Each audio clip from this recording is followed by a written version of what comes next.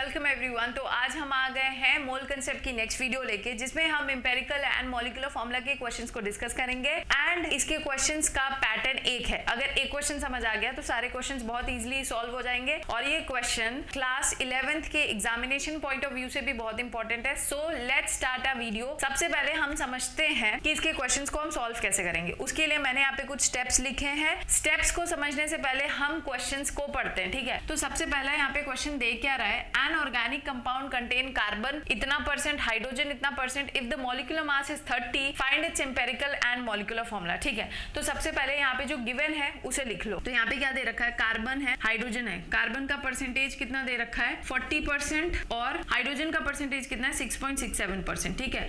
अब देखो, कभी भी क्वेश्चन में कुछ बच्चों को ऐसा लगेगा कि बस क्वेश्चन में यही दो चीज गिवन है और आगे इसकी कहानी कुछ नहीं है, बट ऐसा नहीं है बेटा। जब तुम यहाँ पे कोई भी गिवन एलिमेंट हो, चाहे वो 2 एलिमेंट दिया हो, 3 हो, 4 हो, 50 हो, कुछ भी हो, ठीक है, तुम्हें उसके परसेंटेज को प्लस करना है। अगर उसका परसेंटेज प्लस करके 100 के बराबर आ जाता है, दैट मींस उस गिवन क्वेश्चन में ऑक्सीजन नहीं है, ठीक है। तो कभी भी तुम्हें ऑक्सीजन जो है उस ऑर्गेनिक कंपाउंड में है कि नहीं है, वो बात तुम्हें गिवन एलिमेंट्स को प्लस करके तब पता करना होता है। नहीं समझ आया? देखो, मतलब ये है कि 40 प्लस 6.67 क्या हो जाएगा, 46.67 परसेंटेज, ठीक है। तो क्या ये 100 के बराबर आ रहा है? नहीं ना। इसका मतलब आउट ऑफ 100 परसेंटेज 53.33 परसेंटेज किसका है इस गिवन कंपाउंड में? ऑक्सीजन का परसेंटेज है। तो यहाँ पे ऑक्सीजन का भी गिवन है, बट वो क्वेश्चन में नहीं दिया होगा, तुम्हें पहचानना पड़ेगा। अगर सम करके 100 के बराबर आ गया तो समझ लो उस गिवन कंपाउंड में ऑक्सीजन नहीं है, बट अगर सम करके नहीं आ रहा है, दैट मींस उस गिवन कंपाउंड में ऑक्सीजन प्रेजेंट है। तो यहाँ पे ऑक्सीजन कितना परसेंटेज है, 53.33 परसेंटेज, ठीक है।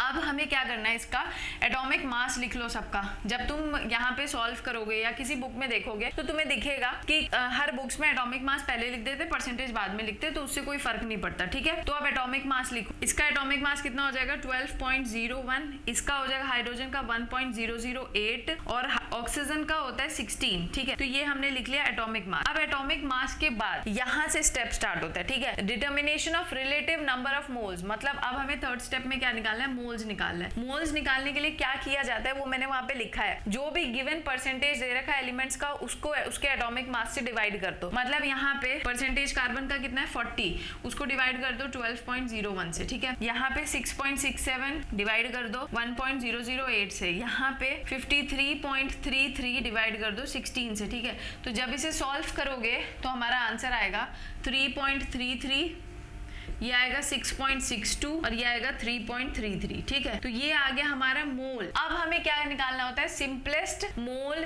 रेशियो। अब सिंपलेस्ट मोल रेशियो कैसे निकाला जाता है, देखो, सिंपलेस्ट मोल रेशियो अगर निकालना है तो क्या करो, जो भी तुमने थर्ड स्टेप में, अभी बता रही हूँ, जो तुमने थर्ड स्टेप में ये नंबर्स निकाले थे, इन सबको सबसे छोटे नंबर से डिवाइड कर दो। मतलब यहाँ पे 3.33, 6.62, 3.33, इनमें से सबसे छोटा क्या है 3.33, तो इसको डिवाइड करो। 3.33 को जब उसी नंबर से डिवाइड करोगे तो कितना आएगा मोल रेशियो 1। इसको 6.62 को डिवाइड करो 3.33 से तो आएगा 1.99, ठीक। इसको जब डिवाइड करोगे तो हमारा आंसर आएगा सेम वही 1, ठीक है।